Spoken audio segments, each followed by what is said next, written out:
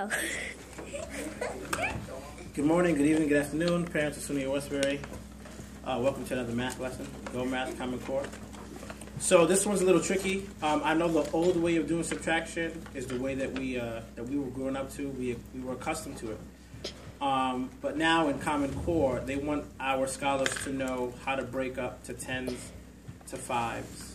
And so what we're going to do today is I'm just going to show you a little subtraction problem that they're actually having difficulty with.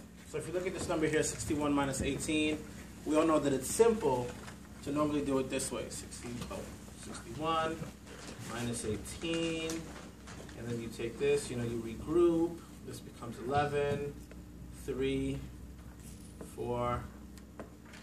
That's the old way. Now what they want us to do for Common Core is they actually want us to break up the numbers. So in breaking up the numbers, we need to break it into a 10. Try to get it as low as possible because it's easier to subtract by 10 than it is by any other number. So for instance, what you're going to do with your scholar, and practice this at home, please.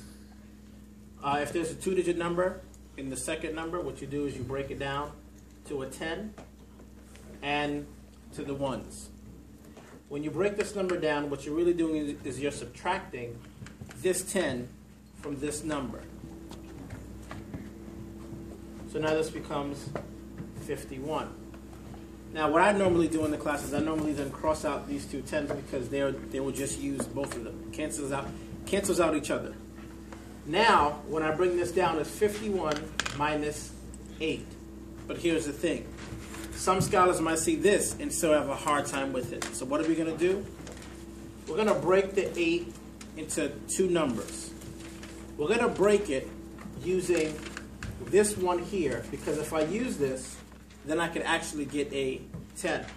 So I'm going to break it down into a 1 and a 7. That way this and this breaks up. You end up now having 50 minus 7. What's 50 minus 7? Anybody? Can anybody tell me? 50 minus 7. 50 minus 7. Ariana.